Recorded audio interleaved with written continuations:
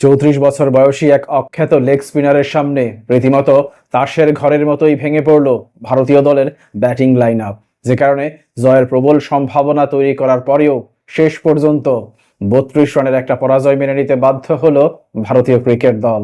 এবং এই পরাজয়ের মধ্য দিয়ে 3 ম্যাচের এই সিরিজে 1-0 ব্যবধানে পিছিয়ে পড়ল রোহিত শর্মার দল। বলে রাখা ভালো, প্রথম ওয়ানডে ম্যাচেও জয়ের সম্ভাবনা তৈরি করার পরেও শেষ পর্যন্ত ম্যাচটি টাই হয়, যে কারণে এই সিরিজ জয় ভারতীয় দলের পক্ষে অসম্ভব হয়ে পড়ল। কারণ শেষ ম্যাচে যদি ভারতীয় ক্রিকেট দল জয়ীও হয়, তারপরেও কিন্তু সিরিজটি 1-1 সমতায় শেষ হবে।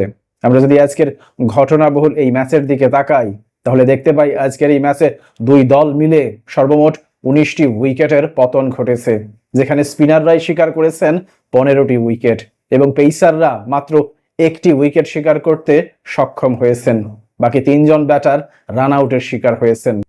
আজকের এই ম্যাচের শুরুতেই টসে জয়ী হয়েছিল শ্রীলঙ্কা এবং টসে জয়ী হওয়ার পর নিজেরাই প্রথমে ব্যাটিং করার সিদ্ধান্ত নেয়। কিন্তু ব্যাটিং করতে নামার পর ইনিংসের প্রথম বলেই তারা তাদের উদ্বোধনী ব্যাটার নিশাঙ্কার উইকেট হারায়। যদিও বা পরবর্তীতে কুশাল মেন্ডিস এবং আভিষ্কা ফার্নান্দো 101 বল মোকাবেলা করে 74 রানের একটা কার্যকর পার্টনারশিপ গড়ে তুলেছিলেন। কিন্তু এই পার্টনারশিপ ভাঙার পর আবারও বড় ধরনের একটা ধাক্কা খায় শ্রীলঙ্কা, কারণ পরবর্তী সময়ে তারা 136 রান তুলতেই 6টি উইকেট হারিয়ে বসে। পরবর্তীতে এই ম্যাচে আবারও প্রবলভাবে ফিরে আসে মূলত কাবিন্দু মেন্ডিস এবং ওয়েল্লালাগের একটা দুর্দান্ত পার্টনারশিপের উপর ভর করে।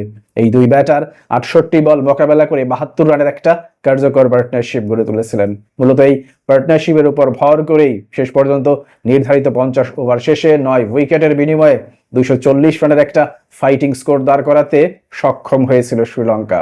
অন্যদিকে আমরা যদি আজকে ভারতীয় দলের বোলিং লাইন আপের দিকে তাকাই, তাহলে দেখতে পাই আজকে ভারতীয় দলের হয়ে ওয়াশিংটন সুন্দর 30 রানের বিনিময়ে 3টি উইকেট শিকার করেন এবং কুলদীপ যাদব 33 রানের বিনিময়ে 2টি উইকেট শিকার করেন।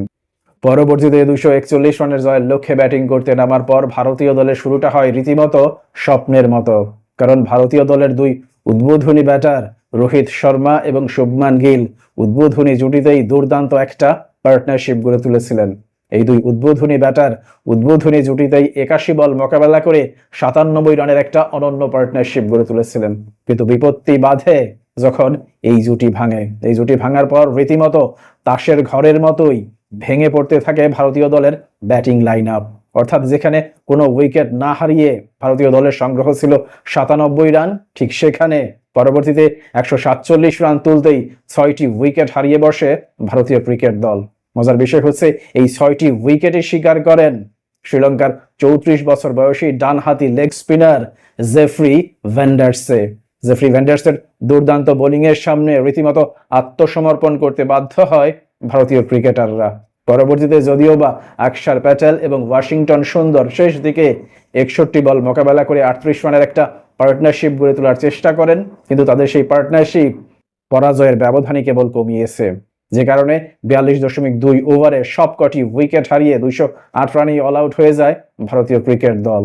অর্থাৎ 32 রানের একটা পরাজয় মেনে নিতে বাধ্য হয়। আজকে ভারতীয় ক্রিকেট দলের হয়ে তাদের অধিনায়ক এবং উদ্বোধনী ব্যাটার রোহিত শর্মা 44 বল মোকাবেলা করে 64 রানের একটা কার্যকর ইনিংস খেলেন এবং আকসার প্যাটেল 44 বল মোকাবেলা করে 44 রান করেন। অন্যদিকে শ্রীলঙ্কার হয়ে আজকে দুর্দান্ত বোলিং করেছেন ডানহাতি লেগ স্পিনার জেফ্রি ভ্যান্ডারসে, যিনি 10 ওভার বোলিং করে 33 রানের বিনিময়ে 6টি উইকেট শিকার করেছেন। বলে রাখা ভালো, তার 23 ম্যাচের ওয়ানডে ক্যারিয়ারে এটাই সেরা বোলিং ফিগার এবং তার এমন অনন্য অসাধারণ বোলিং এর কারণে আজকে তিনি প্লেয়ার অফ দ্য ম্যাচও নির্বাচিত হয়েছেন। অন্যদিকে চারিত আসালাঙ্কা 20 রানের বিনিময়ে 3টি উইকেট শিকার করেন। প্রিয় দর্শক, আজকে যেভাবে ভারতকে পরাজিত করলো শ্রীলঙ্কান ক্রিকেট দল, তাতে করে শ্রীলঙ্কার এই জয় সম্পর্কে কিংবা পরপর 2 ম্যাচে যেভাবে জয়ের সম্ভাবনা তৈরি করেও বালির বাঁধের মতো ব্যাটিং অর্ডার ভেঙে পড়লো ভারতীয় ক্রিকেট দলের, এই সম্পর্কে আপনার কোনো মন্তব্য থাকলে অবশ্যই তা কমেন্ট বক্সে লিখে জানান। ভালো থাকবেন সবাই। আল্লাহ হাফিজ।